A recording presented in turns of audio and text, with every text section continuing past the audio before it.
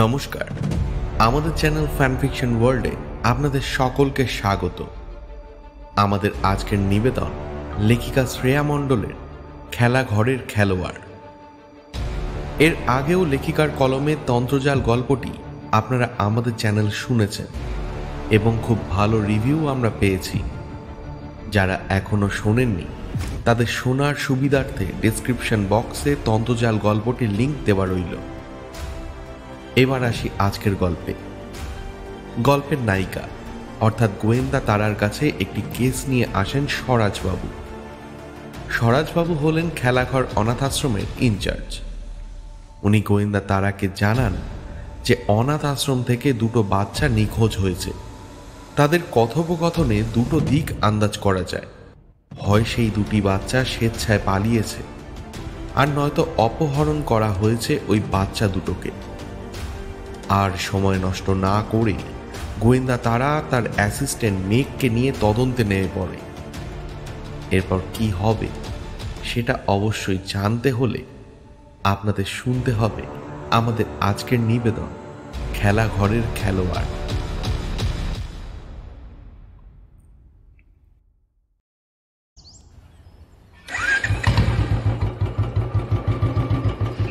সকাল সকাল বেরিয়ে পড়েছি নিজের রথ থুরি রয়্যাল এনফিল্ড নিয়ে। সারা শহর চষে এখন গন্তব্য আমার প্রিয় বন্ধু তথা শত্রু তারার বাড়ি। তারার পরিচয় একটু পরে দিচ্ছি, তবে যত কম জানবেন ওর সম্পর্কে ততই ভালো। ও একটা কথা বলাই হয়নি, আমি মেঘরাজ সান্যাল। পেশা বলতে বাবার হোটেলে খাওয়া আর সাহিত্যের এই বিরাট সাগরে নিজের কিছু কর্ম উজ্জ্বল অক্ষরে রেখে যাওয়ার চেষ্টা করা। কিন্তু নিজের নাম সাহিত্যের পাতায় উজ্জ্বল করতে গিয়ে বাবার কাছে নিত্যদিন গালাগাল শুনছি। তাতেও কুছ পরোয়া নেই, বড় লেখক আমি হয়েই ছাড়ব, এই আমার জেদ। তবে আমার মমতাময়ী মা মমতা সান্যাল আমার পক্ষে। এই দেখুন, কথা বলতে বলতে গড়িয়াহাটের কাছাকাছি 5/7 নম্বর বাড়ির কাছে চলে এসেছি। এইখানেই ওই পেকিউলিয়ার জন্তু, এই না মানে আমার বন্ধু তারা থাকে। একতলা বাড়িটা বেশ ছিমছাম, বাইরে থেকে দেখলে এখনো বেশ নতুনের মতোই মনে হয়। নেহাত কাকু মানে সতীনাথ সেন লন্ডন থেকে এখনো এইসবে মন দেন, না হলে ওর অত্যাচারে বাড়িটা যে ঠিক কোন পুরনো সৌধে পরিণত হতো সেটা ভাবলেই বুকটা চিনচিন করে। দরজার সামনে দাঁড়িয়ে আমার গুণগান না করে ভিতরে চরণ যুগল ফেলে আমায় উদ্ধার করুন। ভিতর থেকে একটা মেয়েলি গলার আওয়াজ পেয়ে তাড়াতাড়ি ভিতরে প্রবেশ করলাম, আর ঢুকতেই আমার চক্ষু ডাইরেক্ট চড়ক গাছ।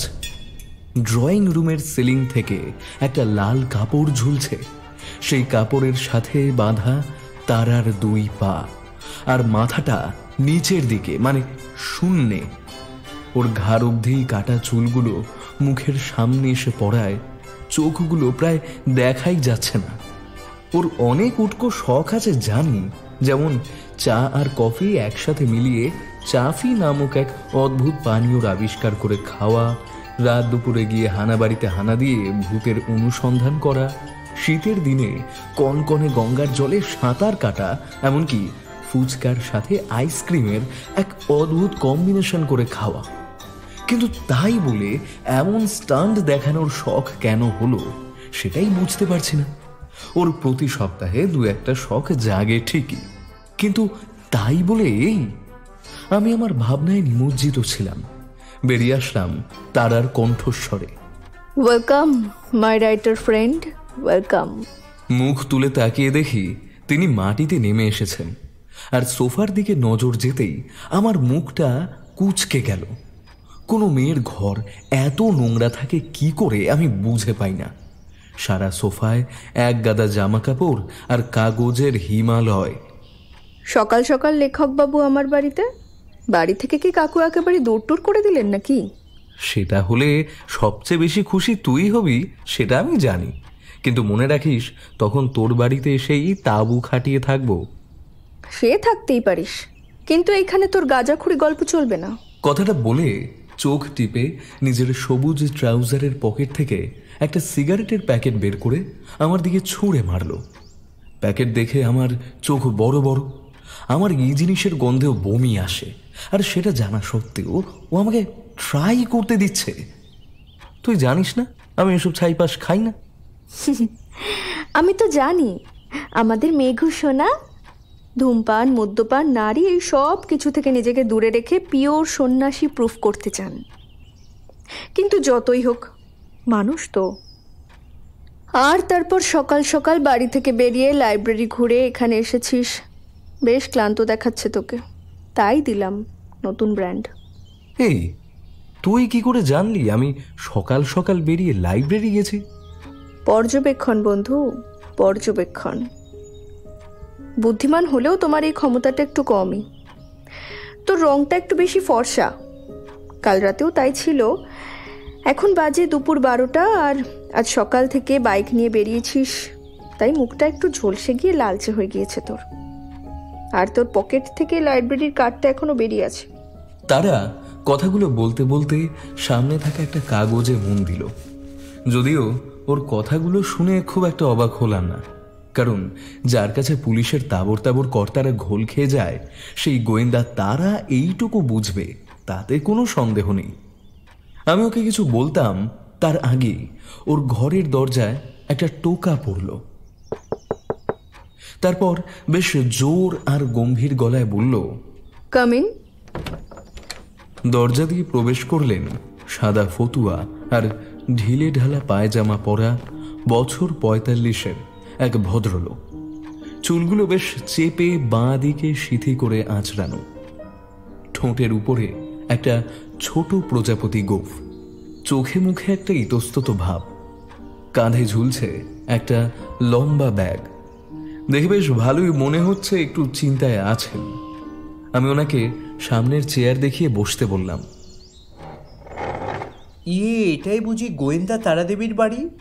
তারাদেবী তারাপীঠে, আমি তারা সেন, সত্য অনুসন্ধানী। তারা হাত জোর করে নমস্কার করে সামনে ড্রয়ার খুলে একটা কার্ড ভদ্রলোকের দিকে এগিয়ে দিল। ভদ্রলোক কার্ডে একবার চোখ বুলিয়ে নিয়ে বললেন, আমি স্বরাজ ঘোষাল, খেলাঘর অনাথ আশ্রমের ইনচার্জ। আশ্রমটা বালিগঞ্জের কাছাকাছি। খুব বিপদে পড়ে আপনার কাছে এসেছি। আমাদের এক মিনিট, প্রমোটার অনিমেষ ভাদুরী এই অনাথ আশ্রমের মালিক, তাই না? হ্যাঁ, ঠিকই ধরেছেন। ওনার মা মণিমালা দেবী এই অনাথ আশ্রম প্রতিষ্ঠা করেছিলেন। মায়ের অবর্তমানে ছেলের হাতেই সব দায়িত্ব। আসলে কদিন আগে আমাদের আশ্রমে এমন একটা ঘটনা ঘটেছে, আমরা সকলেই বাকরুদ্ধ। কী করা উচিত আর উচিত না সেটা বুঝে উঠতে পারছি না। কি হয়েছে আপনি সবটা খুলে বলুন। শুধু এটুকুই মনে রাখবেন, কোনো পয়েন্ট যেন বাদ না যায়। তারা কথাটা বলতে বলতে সোফায় মাথা এলিয়ে দিয়ে চোখ বন্ধ করে শুলো। আমি ভালো করেই জানি তারা শুধু এই মুহূর্তে সবকিছু শুনবে না। মনের চিত্রপটে স্বরাজবাবুর বলা প্রতিটি কথা একেবারে এঁকে নেবে। দুটো হাত কোচলে নিয়ে বলা শুরু করলেন স্বরাজবাবু। গত 25শে এপ্রিল আমাদের অনাথ আশ্রমের একটা বাচ্চা পিকু রাতে খাওয়া দাওয়ার পর শুতে গেল।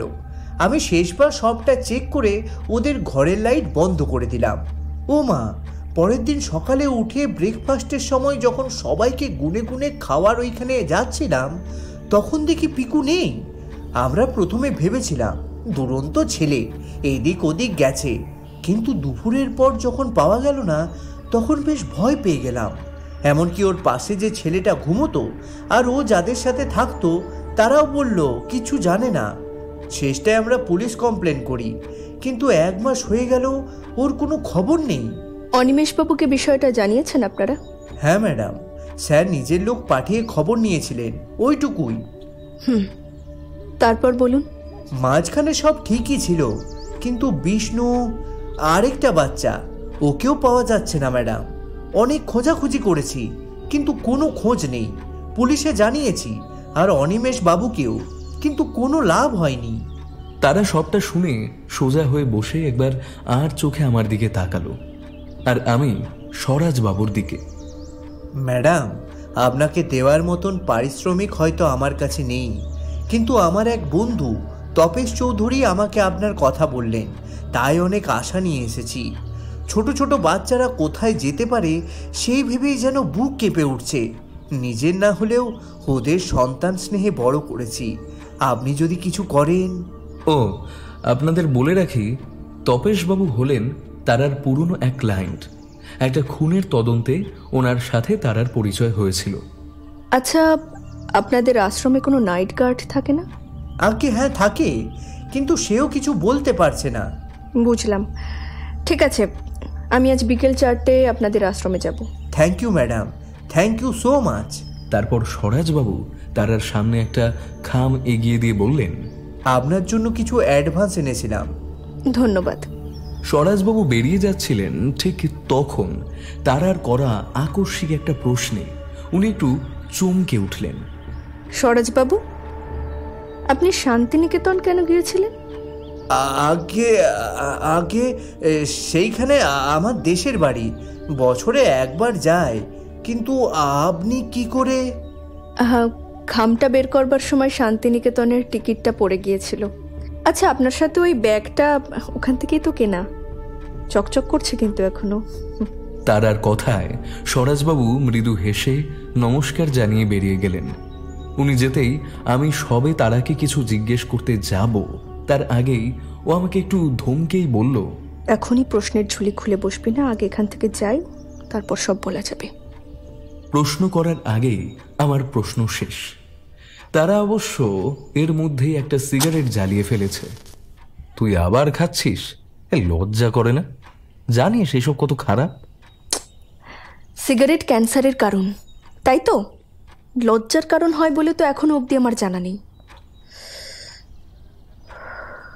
এটা না টানলে আমার ব্রেনটা ঠিক চার্জ পায় না। তাই প্লিজ দাদুর মতো জ্ঞান দিস না। কথাটা বলার পরেই একটা খবরের কাগজ আমার দিকে ছুঁড়ে মারল আর নিজে সোফায় বসে একটা নোট বইয়ে কি সব লিখতে শুরু করলো। খবর কাগজের দুটো পাতা উল্টাতেই আমার চোখ কপালে উঠল, কারণ সেইখানে বড় বড় করে লেখা, শান্তিনিকেতনে শিশু পাচার চক্রের হদিশ পেল পুলিশ, অভিযুক্ত পলাতক। আমি খবরটা পড়েই তারার দিকে বিস্ফারিত চোখে তাকালাম। ওইভাবে দেখিস না, চোখ খুলে পড়বে। কিন্তু আমি আরো কিছু বলতাম তার আগেই তারা বলল, এইবার আরো দুটো পাতা উল্টে দেখ। ওর কথা মতো 1 সপ্তাহ পুরনো কাগজের পাতা ঘোরানোর সঙ্গে সঙ্গে একটা খবরে চোখ আটকে গেল। বড়সড় ক্ষতির সম্মুখীন ভাদুড়ি হাউজিং সোসাইটি। ধর্মঘটে নামতে চান কর্মচারীরা। কর্ণধার অনিমেষ ভাদুড়ি মিডিয়ার সামনে আসতে নারাজ। ওইসব কি? সেটা কি না গেলে বুঝবো কি করে? তুই কি আমার সঙ্গে যাবি? দেখি যদি ফ্রি টাইম পাই। নিজে না গেলেও বাইকটা রেখে যাবি, আমার স্কুটিটা খারাপ। মানেটা কি? শুধু আমার বাইক না, আমিও যাব।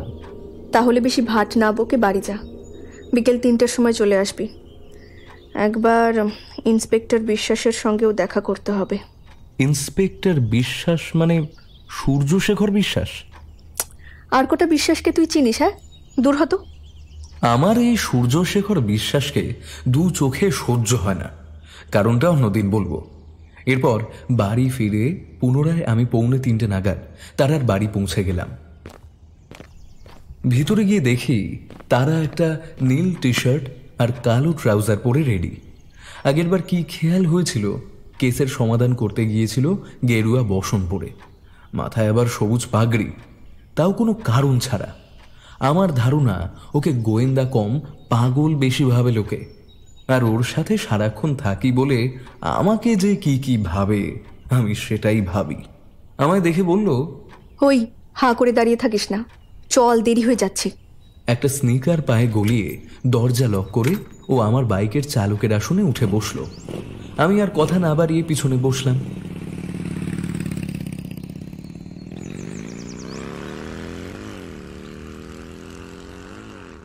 চারটের আগেই আমরা আমাদের গন্তব্যে পৌঁছে গেলাম।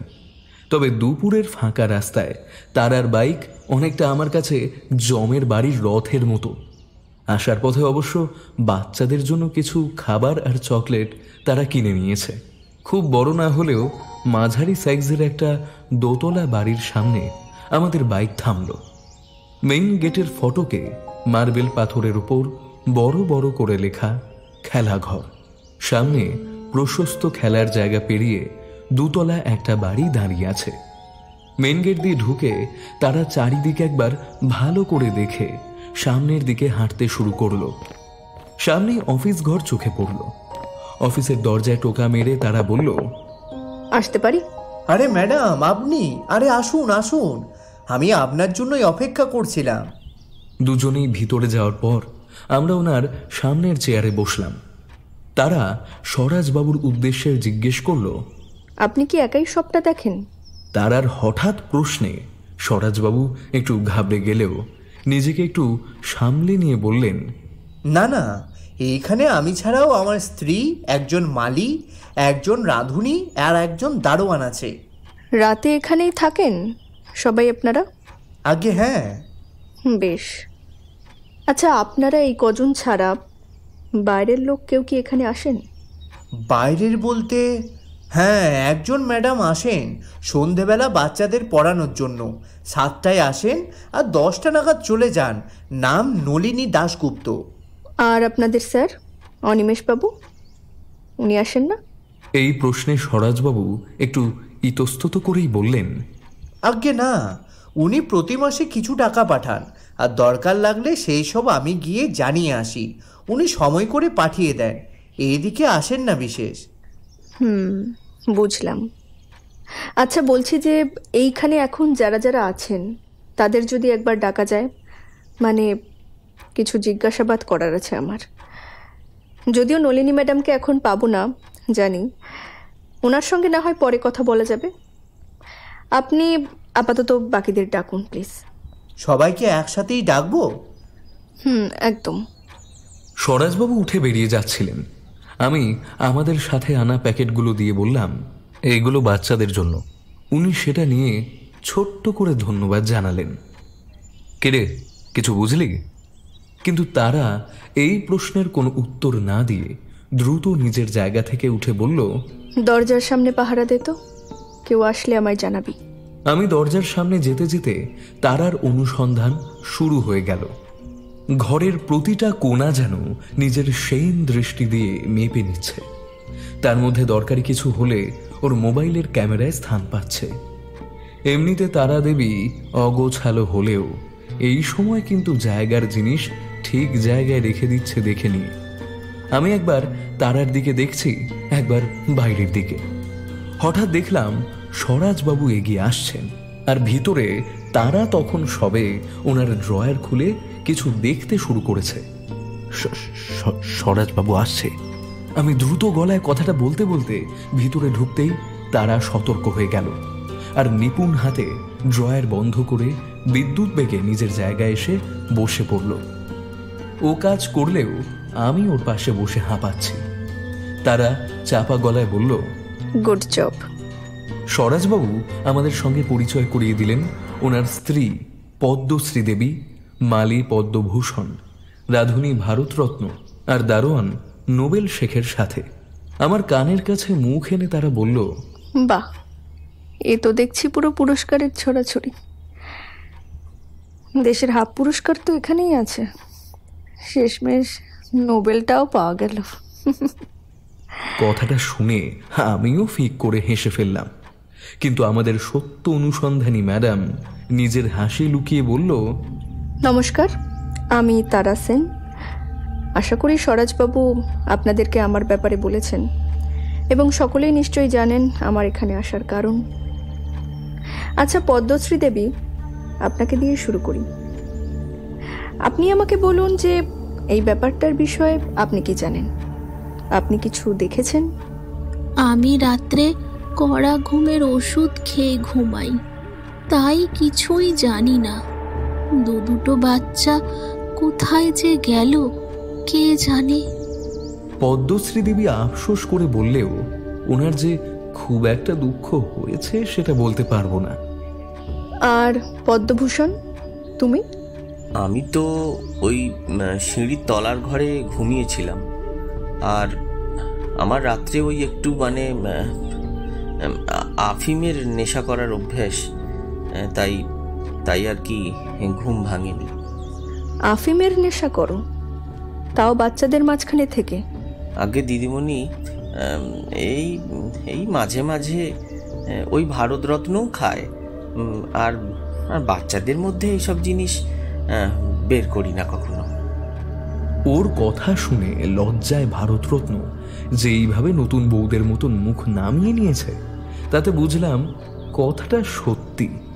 তাই সেও কিছু বলতে পারল না, আর দারোয়ানের কাছ থেকে নতুন কোনো তথ্য তারা পেল না। কিন্তু এতেও তারার উদ্যম একটুও কমল না। বলছি ম্যাডাম, বাচ্চাদের জন্য দুধ আনতে যেতে হবে, আমি কি যেতে পারি? হ্যাঁ, এখন আপনারা সবাই আসতে পারেন, কিন্তু দরকার হলে আবার ডেকে পাঠাবো। ওনারা এইটুকু জেরার পরেই যেন হাঁফ ছেড়ে বাঁচল। ওরা যখন বেরিয়ে যাচ্ছিল তখন তারা ভারতরত্নকে থামিয়ে বলল, ভারতরত্ন, দাঁড়াও তো, তোমার হাতের এই দাগটা কিসের? আমারও তৎক্ষণাৎ চোখ গেল লোকটার হাতের দিকে। বেশ কিছুটা জায়গা লাল হয়ে গেছে। এই প্রশ্নে লোকটা একটা শুকনো ঢোক গিলে বললেন, আসলে কদিন আগে রান্না করতে গিয়ে ছ্যাঁকা খেয়েছিলাম। ও, ওষুধ লাগিয়ে নিও, না হলে ইনফেকশন হতে পারে। ওই আমি কিছু বলতে গেলেও তারা চোখের ইশারায় আমায় চুপ করতে বলল, কারণ ওই দাগটা যে খামচানোর দাগ সেটা আমি ভালোই বুঝতে পারছি, আর তারাও যে বুঝতে পেরেছে সেটাও ওর মুখ দেখে বুঝলাম। কিন্তু প্রকাশ করলো না কেন আমি জানি না। স্বরাজবাবু, আমি আর তারা ব্যতীত সবাই বেরিয়ে গেল।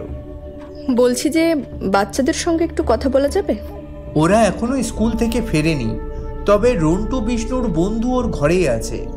আসলে ওরা গলায় গলায় বন্ধু ছিল।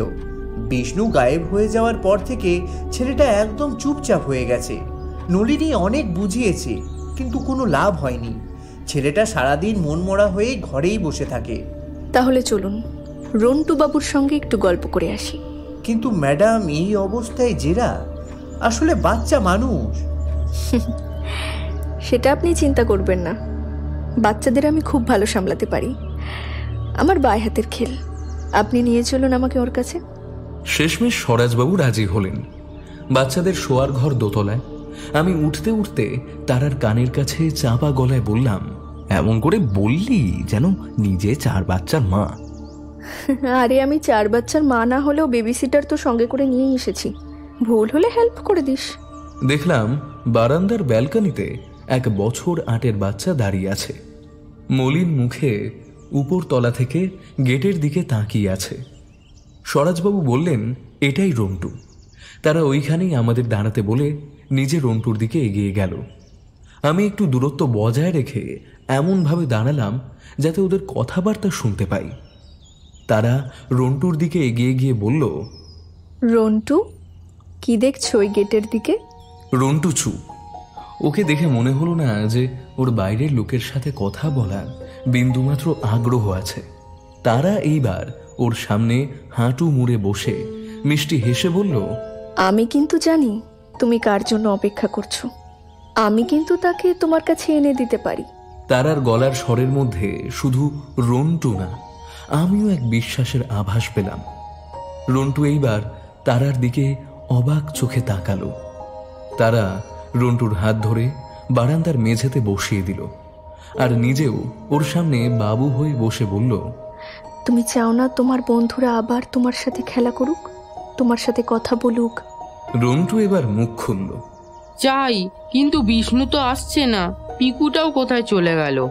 আমি তারা দিদি, আমি তোমাকে কথা দিচ্ছি রন্টু, সবাই আসবে, বিষ্ণু পিকু সবাই আসবে, আবার তোমার সঙ্গে খেলা করবে। কিন্তু তার জন্য তোমাকে আমায় একটা সাহায্য করতে হবে। কিরকম সাহায্য? হ্যাঁ, এই যেমন তুমি শেষ বিষ্ণুর সাথে যেই দিনকে শুয়েছিলে, সেই দিনকে কি দেখেছিলে? তারার কথায় রন্টু একটু গভীর চিন্তায় মগ্ন হয়ে গেল। বাচ্চা সুলভ চোখগুলো বেশ ভালো করে মনে করার চেষ্টা করছে যে ঠিক কি হয়েছিল। তারাও ওকে সময় দেওয়ার জন্য চুপ করে বসে আছে। রন্টু একটু সময় নিয়ে বলল, প্রতিদিনের মতোই আমরা রাতের খাবার খেয়ে এলাম, আন্টি আমাদের ঘরে আসার পর দুধের গ্লাস দিল, সেটাকে ঘুমিয়ে পড়লাম। তারপর সকালে উঠে দেখি বিষ্ণু পাশে নেই। তারপর অনেক খুঁজেও ওকে পেলাম না। আন্টি মানে পদ্মশ্রী আন্টি? রন্টু মাথা নাড়িয়ে সায় দিল। সেদিন রাত্রে কোনো শব্দ পাওনি? মানে কারোর চিল্লানোর শব্দ বা দরজা খোলার শব্দ? না তো। আচ্ছা, বিষ্ণু কি তোমায় কোনোদিনও বলেছিল যে ওইখানে থাকতে চায় না বা অন্য কিছু, কিংবা ওকে ওকে কেউ বকেছিল এমন কিছু? না, ও তো এমন কিছু বলেনি কখনো। কিন্তু সেই দিন রাতে ও আর একটু তরকারি চেয়েছিল বলে রাধুনি ওকে খুব বকেছিল। ও রেগে গিয়ে রাধুনিকে খামচে দিয়েছিল, আর খায়ওনি। তারপর আন্টি দুজনকেই বকেছিল। তারপর আমি ওকে জোর করে দুধ খাইয়ে একসাথে ঘুমোতে গেছি। বুঝলাম। আচ্ছা স্বরাজবাবু, বাচ্চাদের ঘুমানোর ঘর কি ভিতর থেকে বন্ধ থাকে? আগে না, আমি আর আমার স্ত্রীর পাশের ঘরেই থাকি। বাচ্চা মানুষ, তাই ভেতরে থেকে বন্ধ করতে মানা করা আছে। আপনারাও কোনো শব্দ শোনেননি? না, আমাদের ঘুম একেবারে সকালে ভেঙেছিল। সত্যি বলতে অন্যান্য বাচ্চারা কিছু দেখে বা না শুনে থাকলে আমাদেরকে বলতো। যখন পিকু নিখোঁজ হলো তখনও কেউ কোনো শব্দ শোনেননি? না ম্যাডাম। এরপর তারা কিছু বলতে যাবে তার আগেই রন্টু তারার দুটো হাত ধরে বলল, তুমি সত্যি বিষ্ণুকে নিয়ে আসবে, সাথে পিকুকেও? নিয়ে আসবো, কিন্তু একটা শর্তে। কি শর্ত? তোমাকে কিন্তু এখন থেকে স্কুলে যেতে হবে, আর এইরকম হাড়ির মতো মুখ করে থাকলে কিন্তু চলবে না। আগে আমাকে প্রমিস করো, আবার গুড বয় হয়ে স্কুলে যাবে, মন খারাপ করবে না, তবেই তোমার বন্ধুকে আমি আবার তোমার কাছে নিয়ে আসব। রন্টু একটা মিষ্টি হাসি দিয়ে তারার হাতে হাত রেখে বলল, প্রমিস দিদি। স্বরাজবাবু, বাচ্চাদের শোয়ার ঘরটা একবার দেখব। হ্যাঁ ম্যাডাম, আসুন। স্বরাজবাবুর সাথে আমরা সেই প্যাসেজে বাচ্চাদের শোয়ার ঘরে ঢুকলাম। অনেকগুলো সিঙ্গেল বেড পাতা, কিন্তু দোতলা বাঙ্কারও আছে। স্বরাজবাবু আমাদের বিষ্ণুর খাট দেখিয়ে দিলেন, সেটা দরজার একদম পাশেই। তারা ঘরটা ভালো করে একবার দেখে নিয়ে দরজার কাছের জায়গাটা ভালো করে দেখে নিল। তারা স্বরাজবাবুকে বেশ কড়া গলায় নির্দেশ দিল, যেটা বলার, এখন এইখান থেকে কেউ আপনারা শহর ছেড়ে কোথাও যাবেন না। দরকার পড়লে আমি আবার আসব। আর এই যে রন্টু বাবু, তুমি কিন্তু একদম গুড বয় হয়ে থাকবে, কেমন? কথাটা বলে সিঁড়ি দিয়ে গট গট করে নেমে গেল তারা। রন্টু বেশ উচ্ছ্বসিত গলায় বলল, টাটা দিদি, টাটা আঙ্কেল। আমি হেসে রন্টুকে বিদায় জানিয়ে নামতে নামতে বললাম, তুই দিদি আর আমি আঙ্কেল। আমরা খেলাঘর অনাথ আশ্রম থেকে বেরিয়ে একটা পার্কে বসলাম। তারা পকেট থেকে একটা সিগারেট বের করে ধরালো, তারপর বলতে শুরু করলো,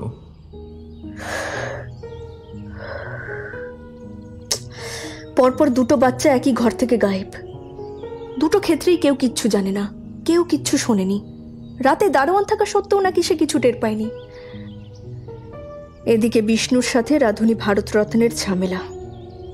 পদ্মশ্রী দেবীরও আবার একটু গা ছাড়া ভাব। মনেই হচ্ছে না বাচ্চাগুলোর জন্য খুব একটা চিন্তিত এরা। স্বরাজবাবুকেও দেখেছিস কেমন শঙ্কিত হয়ে আছেন?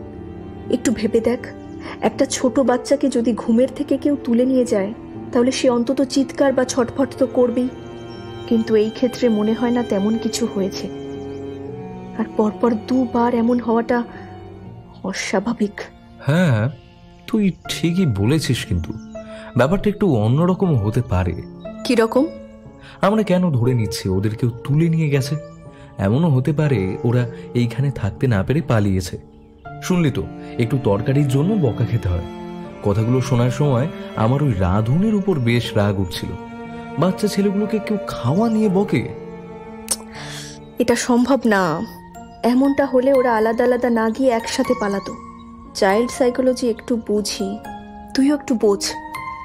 বাচ্চারা সবসময় চাইবে ওদের দলে কেউ থাকুক, আর পালানোর ইচ্ছে থাকলে সেটা একবার হলেও রন্টুকে বলতো বিষ্ণু। আর পিকুও মনে হয় না এমন কিছু বলেছে। এই জানিস, স্বরাজবাবুর ঘর সার্চ করে কি পেলাম? কি আবার পেলি? তারা নিজের ফোনে তোলা একটা ছবি আমার দিকে এগিয়ে দিল। ছবিটা দেখে আমি বেশ অবাক হলাম আর বললাম, এইসবের মানে কি? মানে একটাই, স্বরাজবাবু লোকটা গলা অবধি লোনে ডুবে আছে। এটার একটা লিঙ্ক থাকলেও থাকতে পারে কেসটার সঙ্গে। তুই কি স্বরাজবাবুকেও সন্দেহ করছিস? না করার তো কোনো কারণ নেই। আমার সন্দেহের লিস্টে সবাই আছে। এইখান থেকে কে কে বাদ পড়বে সেটা ভবিষ্যতে বলা যাবে। এইবার কেন জানি না মনে হচ্ছে কেসটা খুব একটা সহজ নয়। তাই আমার কপালেও চিন্তার ভাঁজ পড়েছে। যতই হোক, দুটো ছোট ছোট বাচ্চা। আচ্ছা মেঘ, তোর মনে ঠিক কি কি প্রশ্ন আসছে? প্রথমত, এটা কিডন্যাপ হলে কেউ অনাথ আশ্রমের বাচ্চা কেন কিডন্যাপ করবে? ওদের হয়ে কেউ নিশ্চয়ই টাকা পয়সা দেবে না। দ্বিতীয়ত, কেউ কিছু একটা লুকাচ্ছে, সবাই সত্যি বলছে না। তৃতীয়ত, কেউ কিছু শুনতে পেল না কেন, তাও দুবার। দিন দিন তাহলে ভালোই বুদ্ধি খুলছে লেখক বাবুর। শোন মেঘ, আমাদের এই প্রশ্নগুলোর উত্তর আগে বের করতে হবে। তার আগে আরো কয়েকজনের সঙ্গে কথা বলাটা দরকার। কাদের সাথে? নলিনী, বাচ্চাগুলোর টিচার আর অনিমেষ ভাদুরী। চল তো একবার। এখনই যাবি? না, আগে থানায় চল। সূর্যবাবুর সঙ্গে কথা বলতে হবে। ওনার কাছে যেতেই হবে? এই তোর সূর্যবাবুকে নিয়ে কোথায় একটু প্রবলেম বলবি তো? আরে আমার কেন প্রবলেম হবে? মুখে কথাটা বললেও মনে মনে বললাম, শালা এই সূর্যের গ্রহণ লাগলে সবচেয়ে বেশি খুশি আমি হব। সারাক্ষণ ভাট বকছে আর তারার করা কাজের ক্রেডিট নিচ্ছে। রাহু কেতু গ্রহণের সময় এই মালটাকেও খেতে পারে, কিন্তু খায় না, কারণ ওরাও জানে এতে ওদের বদ হজম হবে। আমরা সন্ধে 6টা বাজার একটু আগেই বালিগঞ্জ থানার বাইরে এসে দাঁড়ালাম। কনস্টেবল আমাদের পূর্ব পরিচিত, তাই বুক চিতিয়ে ভিতরে ঢুকে গেলাম। সূর্যবাবুর ঘর আমরা চিনতাম, আর আগে থেকে বলে রাখায় কনস্টেবল বলল উনি আমাদের জন্যই অপেক্ষা করছেন। তারা দরজা নক করে বলল, আসতে পারি? আরে আসুন আসুন তারা ম্যাডাম, আপনি কষ্ট করে আসতে গেলেন কেন? আমাকেই বলতে পারতেন, আমি চলে যেতাম। তারা আর আমি দুজনেই ভিতরে ঢুকলাম। তারপর উনি আমাদের বসতে বললেন। কি খাবেন বলুন? কিছু না। তারা আমার হাতে চিমটি কেটে বলল, থানার বাইরে ডিম টোস্টটা খুব ভালো বানায়, ওটাই আনিয়ে নিন না। সাথে ওই স্পেশাল চাও বলছি ম্যাডাম। বেশ, বলুন ম্যাডাম, আপনাকে কিভাবে সাহায্য করতে পারি? প্রমোটার অনিমেষ ভাদুরীর সম্পর্কে একটু খোঁজ খবর নেওয়ার ছিল। কি ব্যাপার বলুন তো ম্যাডাম, কোনো গন্ডগোল করেছে নাকি লোকটা? না না, সেরকম কিছু না, একটু বেসিক ইনফরমেশন নেওয়ার ছিল আর কি। কোনো গন্ডগোল করলে আমাকে বলবেন ম্যাডাম, একদম গারোদের ওই পারে ঢুকিয়ে মজা দেখিয়ে দেবো। আরে আগের সপ্তাহে একটা খুনি আর একটু হলেই ডক পেরিয়ে যেত, কিন্তু আমি এই ইন্সপেক্টর সূর্যশেখর বিশ্বাস থাকতে সেটা কি করে হতে দিই? হ্যাঁ, একেবারে শেষ পথে পাকড়াও করেছি ব্যাটাকে।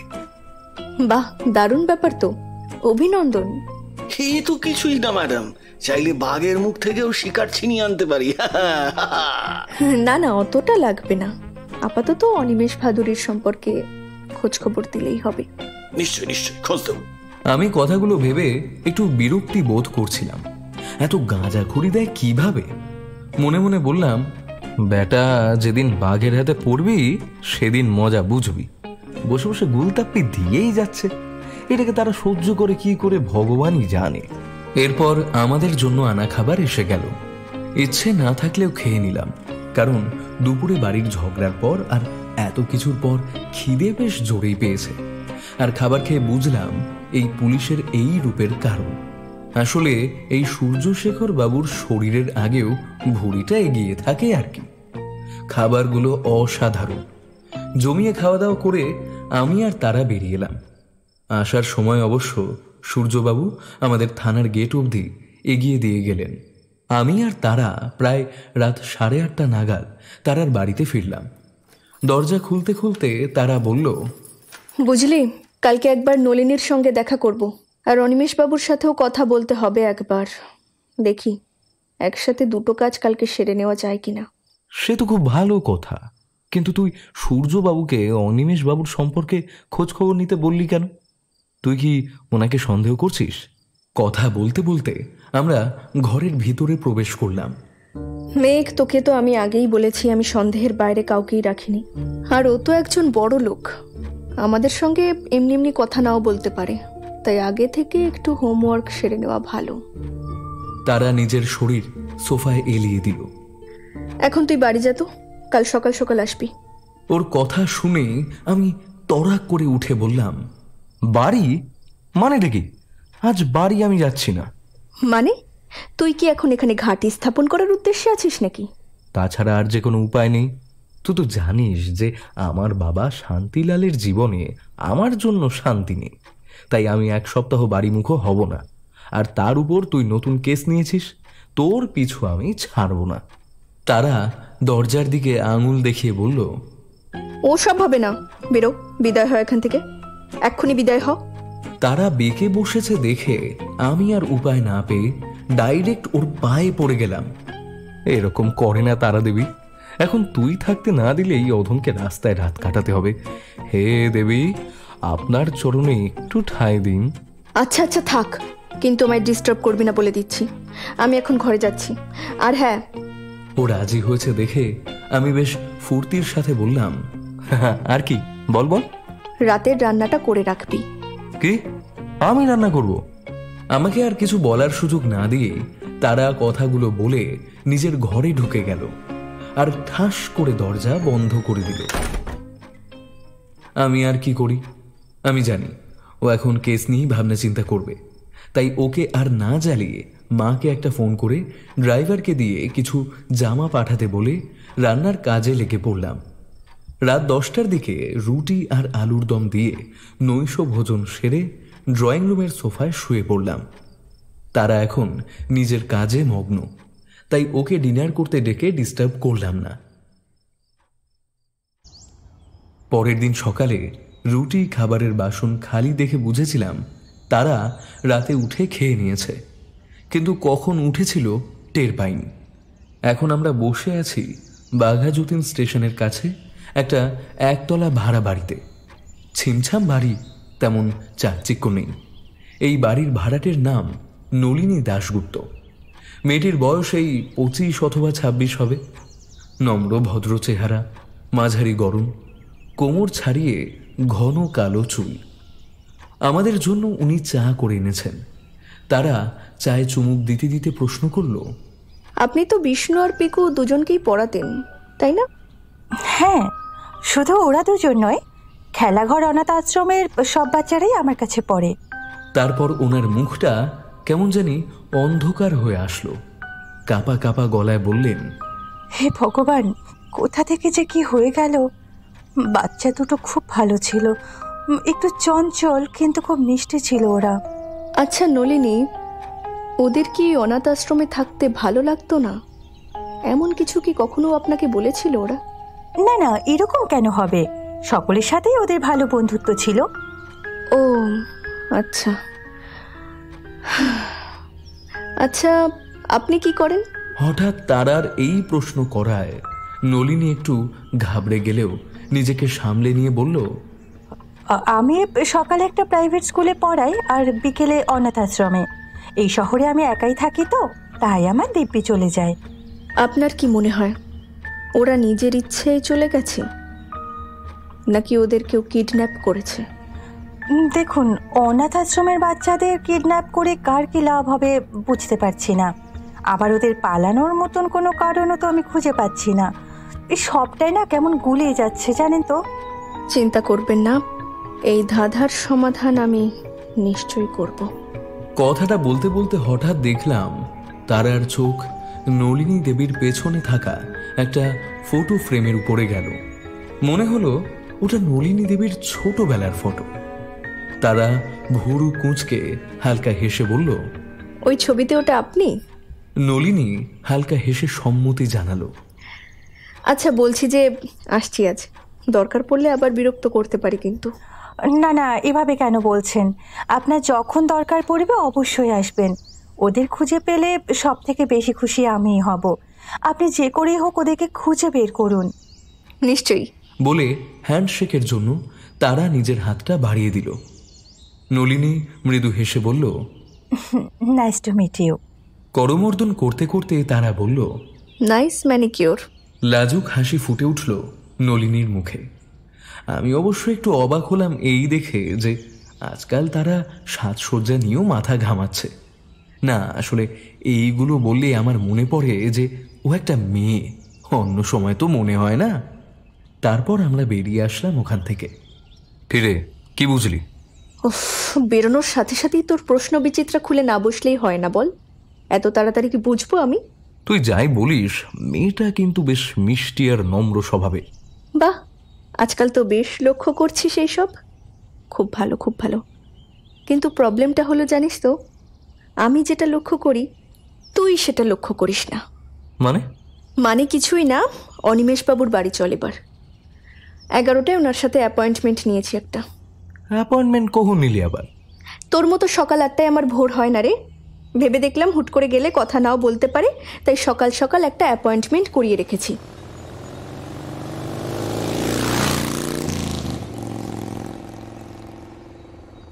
তারা আমার রথ মানে বাইক দাঁড় করালো একটা পেল্লায় লাল সাদা 3তলা বাড়ির সামনে।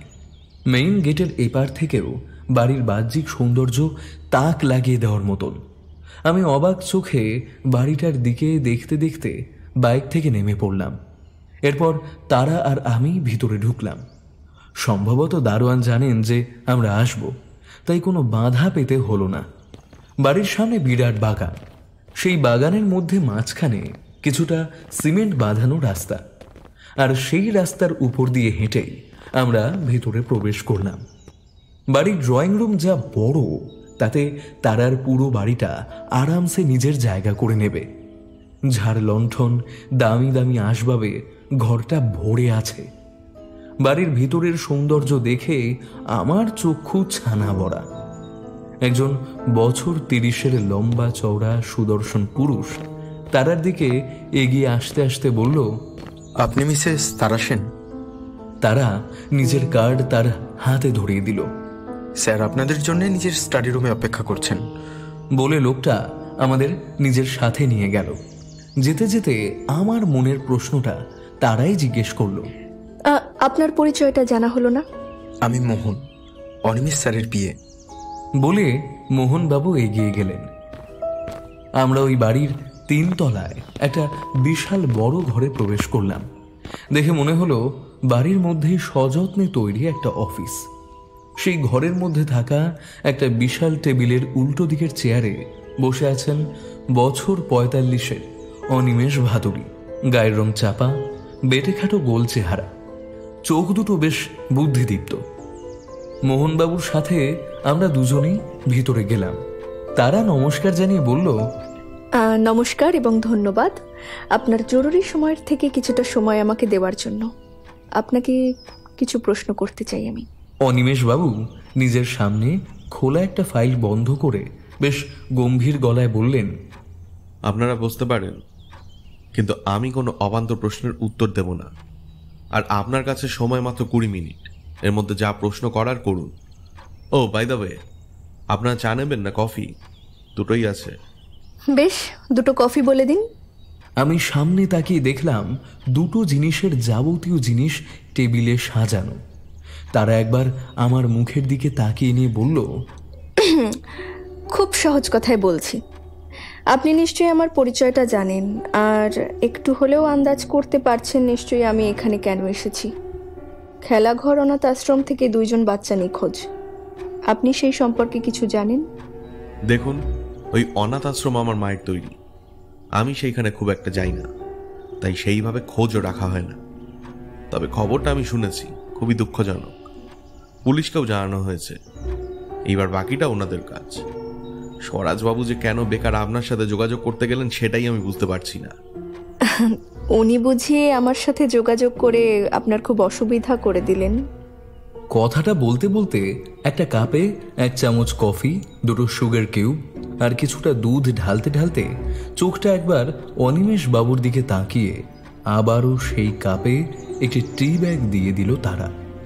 মোহনবাবু আর আমি দুজনেই চুপচাপ সবটা দেখছি।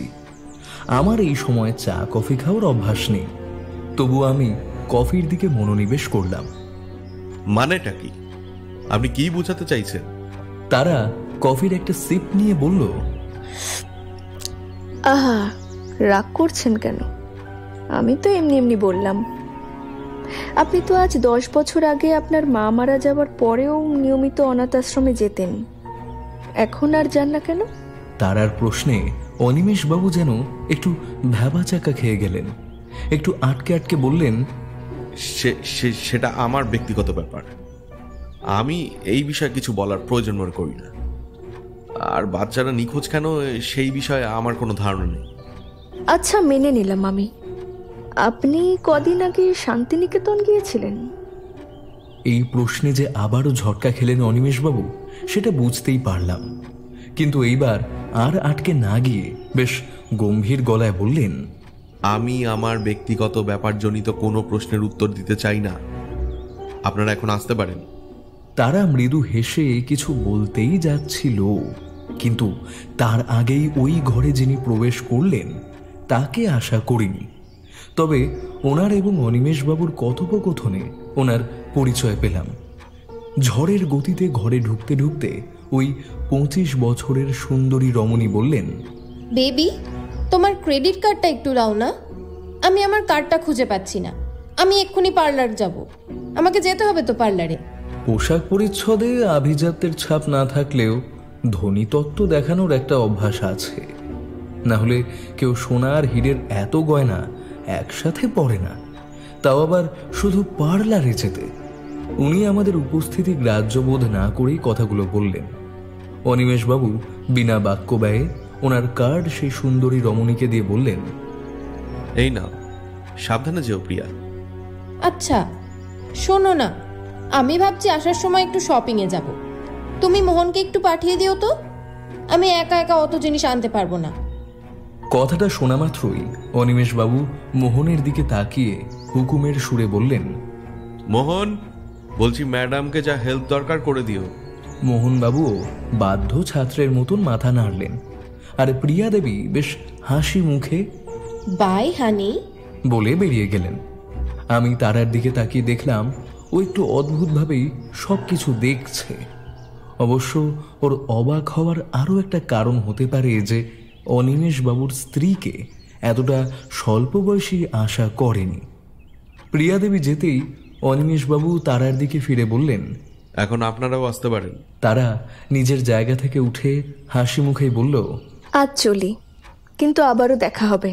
আর একটা কথা মনে রাখবেন, আপনার ব্যক্তিগত ব্যাপার ঠিক ততক্ষণই ব্যক্তিগত থাকবে যতক্ষণ না সেটা কারোর ক্ষতি করার চেষ্টা করবে। তারার এই কথায় অনিমেষবাবু ক্রুদ্ধ আর হতবাক চোখে ওর দিকে তাকালেও ও সেই দিকে পাত্তা না দিয়ে দরজার দিকে এগিয়ে গেল। আমিও ওর সাথে সাথে এগোলাম। হঠাৎ দরজার সামনে থেমে গিয়ে তারা পিছন ফিরে বলল, আচ্ছা অনিমেষ বাবু, আপনার লাভ ম্যারেজ না অ্যারেঞ্জ ম্যারেজ? মানে কিছু না, চল মেঘ, অনিমেষ বাবুর মিটিং আছে। এই বলে তারা আমাকে নিয়ে বেরিয়ে এলো। আমার মনে এখন অনেকগুলো প্রশ্ন ঘুরছে, কিন্তু আমি কিছু বলার আগেই তারা বলল, মেঘ, পুরো ব্যাপারটা না গোলমেলে। যা করার আমাদের তাড়াতাড়ি করতে হবে। বাচ্চাগুলোর কোনো বিপদ হলে আমি নিজেকে কোনোদিনও ক্ষমা করতে পারবো না রে। তারার মুখ দেখেই আমি বুঝেছিলাম যে ও বেশ চিন্তায় আছে। আমরা আরও একটু এগিয়ে যেতেই দেখলাম একটা ঘরের সামনে একটা মহিলা মাথায় হাত দিয়ে বসে আছে, আর সামনে একটা কাঁচের ফুলদানি ভেঙে পড়ে আছে। পোশাক দেখে ধারণা হলো ওনারা এই বাড়ির ভৃত্য। তারা এগিয়ে গিয়ে বলল, কি হয়েছে এখানে? মেয়েটি মুখ কাঁচুমাচু করে বলল, দেখুন না দাদাবাবু, ঘরের ফুলদানি বাইরে পরিষ্কার করার জন্য আনছিল, আর সেটা হাত থেকে পড়ে ভেঙে গেল। না ঠিক আছে, কাজ করতে গেলে এরকম হতেই পারে, ভয়ের কিছু নেই। এটা দেখতে পেলে দাদাবাবু খুব বকা দেবেন। এই মেঘ, ওদের একটু হেল্প কর না, নয়তো ওরাই বকা খাবে। তারা আমাকে সেই মেয়েটিকে সাহায্য করার কথা বললেও তারার চোখে আমার উদ্দেশ্যে ওই মেয়েটিকে ব্যস্ত রাখার ইঙ্গিত। আমিও চটপট ওকে সাহায্য করতে আর কথায় ব্যস্ত রাখার চেষ্টা করলাম। এদিকে দেখলাম তারা সেই ফাঁকে এই বাড়ির দাদা বাবু মানে অনিমেষ বাবুর শোয়ার ঘরে ঢুকে গেল। কিছুক্ষণ পর সব পরিষ্কার করে ওই মেয়েটি চলে গেল, আর তারাও সেই ঘর থেকে বেরিয়ে এলো। আমি চাপা গলায় বললাম, কিরে কিছু পেলি? তারা আমার হাত ধরে তাড়াতাড়ি বেরোতে বেরোতে চাপা গলায় বলল, এখন চল বেরোই, আগে পরে সব বলছি।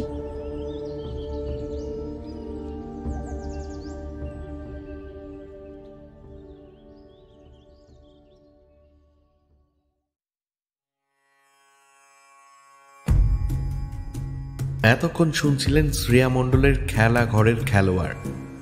কেমন লাগলো আজকের গল্প তা কমেন্টে জানাতে ভুলবেন না। আজকের গল্পের সূত্র ধরে অভিষেক এবং গল্প পাঠে অভিক।